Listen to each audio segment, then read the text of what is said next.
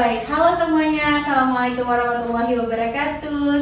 Selamat siang. Perkenalkan, kami dari kelompok 4, kelas 1 CPNS angkatan 17 gelombang 11.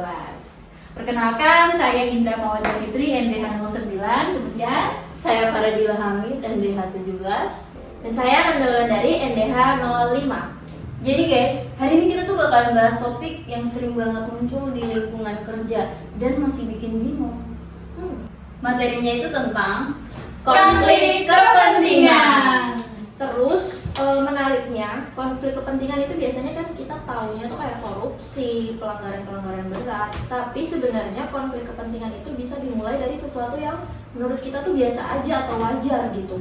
ya betul. Jadi kita bakal bahas mulai dari apa itu konflik kepentingan, sumbernya dari mana, contohnya di dunia nyata seperti apa, dan gimana sih cara bikin supaya lingkungan kerja kita itu menjadi lebih sehat. Oke, berarti kita mulai dari definisinya dulu aja nggak sih? Apa sih konflik kepentingan itu? Ya, jadi secara sederhana ini ya, sebenarnya konflik kepentingan itu situasi ketika seseorang punya dua kepentingan yang bisa saling bertabrakan, biasanya antara kepentingan pribadi dan tugas yang dia emban atau tugas profesionalnya dia. Jadi yang penting dan perlu digarisbawahi itu belum tentu orangnya ini sudah melakukan kesalahan, tapi mungkin nanti ada potensi bias dari pengambilan keputusan yang diambil orang tersebut. Jadi misalnya kita tuh punya tanggung jawab kerja, tetapi di sisi lain juga ada kepentingan pribadi yang bisa mengganggu keputusan kita tadi. Iya, dan kalau tidak disadari dan tidak dikelola dengan baik itu bisa menjadi masalah etika yang serius dalam dunia kerja. Terus sekarang pertanyaannya nih, konflik kepentingan itu biasanya muncul dari mana saja?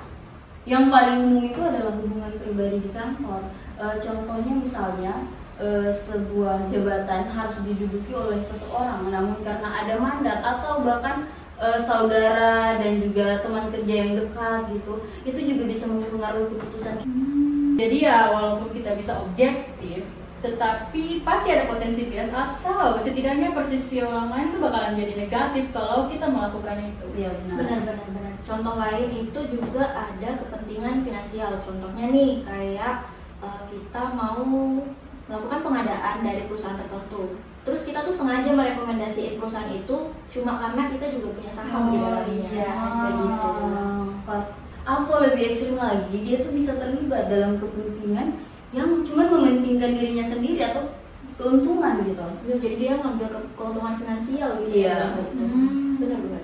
Ya lalu ada juga pekerjaan sampingan karena kan sekarang ini banyak orang punya side job.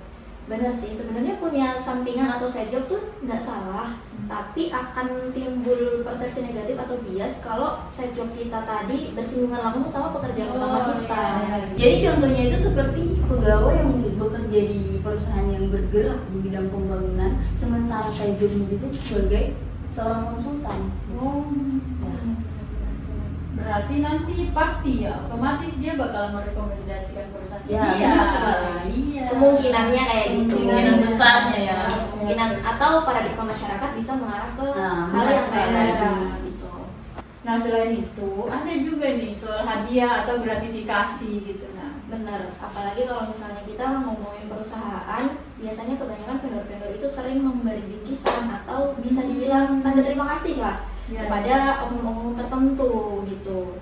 Jadi lama-lama itu bisa mempengaruhi keputusan yang bisa diambil dari perusahaan itu sendiri, begitu. Dan terakhir itu akses informasi internal. Ini juga cukup serius sih. Oh. Ya, misalnya kita tahu informasi penting yang belum dipublikasikan, lalu dipakai ya untuk kepentingan pribadi kita Atau keuntungan pribadi. Iya. Sebenarnya pembahasan-pembahasan gini kalau kita cuma bahas kayak gini tuh bakal agak susah dipahami. Jadi untuk mempermudah pemahaman kita masuk aja ke contoh yang ada di dunia nyata aja kali ya. Iya. Jadi misalnya nih di suatu rumah sakit, ini sebagai contoh saja ya, di suatu rumah sakit itu ada tim pengadaan alat-alat rumah sakit yang dimana anggotanya itu memiliki kenalan supplier. Ya, jadi walaupun supplier ini bagus, tetapi pasti diragukan karena persepsi masyarakat, karena ada hubungan itu. Iya, Benar benar. sih, benar. Atau kalau tidak, contoh lebih kecilnya itu misalnya di kampus. Misalnya ada seorang dosen yang nilai proposal atau skripsi seseorang, tapi yang dinilai itu anak dari koleganya atau anak dari kenalannya. Jadi walaupun penilaian itu objektif, tetapi bisa memicu persepsi banyak orang tuh beda-beda ya, pasti bisa memicu kecurigaan-kecurigaan. Iya, mungkin dikira tidak adil. Iya, kiranya itu tidak adil, padahal itu memang layak. Intinya bukan soal siapa benar atau siapa salah, tapi soal kepercayaan ya. Bahkan dalam sebuah hubungan harus ada kepercayaan. Betul. Jadi dalam suatu hubungan itu dasarnya kepercayaan, dan apabila kepercayaan itu hilang, otomatis dampaknya tuh bisa besar sekali, dan bukan hanya dari segi finansial, bahkan bisa lebih besar lagi. Jadi kalau kita tarik lebih jauh lagi, kira-kira apa sih dampaknya? Nah, yang paling jelas itu adalah soal kepercayaan itu. Benar sih, kemudian mungkin keputusan kita jadi tidak optimal karena tidak berdasarkan benar-benar dari kompetensi dari seseorang itu atau data yang dimiliki dari perusahaan itu. Dan yang ketiga itu jadi budaya kerjanya itu jadi rusak. Karena orang tuh jadi merasa koneksi itu lebih penting begitu daripada kemampuan perusahaan itu. Sebenarnya bahaya sih, bahaya karena bisa jadi kebiasaan sistemik. Benar. Sekarang kita masuk ke bagian yang menurut kita sendiri itu lumayan penting, bagaimana kita mengelola konflik kepentingan ini supaya dia tidak bertabrakan dengan apa yang kita kerjakan gitu. Jadi yang paling pertama menurut saya itu ya transparansi ya. Karena seseorang itu harus terbiasa mengungkapkan potensi-potensi daripada konflik kepentingan itu sedari awal gitu, supaya tidak menimbulkan kesalahpahaman nanti ketika proyek atau kegiatannya sudah berlangsung. Oh, jadi ya lebih baik diungkapkan ya daripada disembunyikan ya, untuk bisa diantisipasi ya, seperti rasa ini ya, lebih baik diungkapkan ya. Iya. Masalah diterima atau nanti itu nanti, yang penting diungkapkan. Iya, benar. Benar sih, paham. Terus kalau menurut saya kedua itu adanya penerapan aturan atau kode etik yang tegas dari instansi atau organisasi tertentu. Berarti harus ada penjelasan ya apa itu konflik kepentingan, terus cara melapornya gimana dan konsekuensinya ya. Jadi memang sistem pelaporannya ya harus aman. Jadi orang-orang tuh merasa aman ketika mereka melapor, jadi tanpa takut dihukum gitu. Benar. Benar. Karena biasanya kalau orang tidak merasa aman, orang jadi takut untuk melapor, jadi dia tidak bisa jadi whistleblower gitu. Jadi selanjutnya itu pemisahan tugas ya. Jadi seorang anggota itu tidak boleh sih memegang keputusan-keputusan penting dari awal ya, agar tidak menimbulkan kesalahpahaman nantinya. Jadi ya artinya tidak boleh merangkap ya, atau double Job, ya. Mau udah dikasih ini, mau ini, gitu Iya. ya. Udah dikasih kerjaan ini, mau kerjaan ini juga, gitu ya. Terus mungkin juga harus ada pelatihan etika.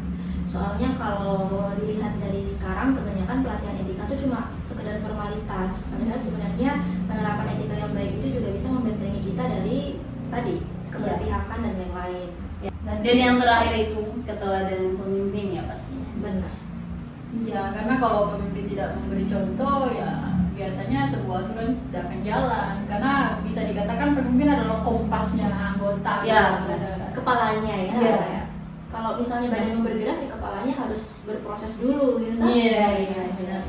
Oke, mungkin kesimpulannya konflik kepentingan ini salah satu yang sudah mendarah daging sebenarnya, karena kita melihatnya biasa saja tapi sering terjadi dan kayaknya sangat sulit untuk kita pisahkan dari pekerjaan kita sehari-hari. Tapi kan bukan berarti tidak bisa dikelola dengan baik ya. Ya, jadi ya kuncinya itu ada di kesadaran, di transparansi, dan sistem yang baik. Ya. Iya. Terus kembali lagi ke kita mungkin ya sebagai calon-calon ASN berakhlak, kita diajarkan apa itu integritas, dan kayaknya integritas itu bukan hanya sebatas kita bekerja dengan baik, tidak melakukan kesalahan, tapi integritas juga termasuk bagaimana membangun kepercayaan, bukan hanya antara rekan tim dan rekan kantor, tapi paling juga kepercayaan kita terhadap masyarakat. Iya, memang karena konflik kepentingan ini walaupun dilihat sangat sepele, ya, tapi ini bisa menjadi salah satu penyebab dari korupsi sama nepotisme. Oke, jadi benar banget ya yang Kak Cici dan Kak Nanda bilang tadi. Jadi konflik kepentingan itu harus bisa, kalau bisa tidak ada ya dalam lingkungan pekerjaannya. Benar-benar kita harus filter sih gitu. Benar sekali. Jadi kayaknya udah sampai di sini dulu ya podcast kita Pembahasan hari ini. ya. Pembahasan kita hari ini guys.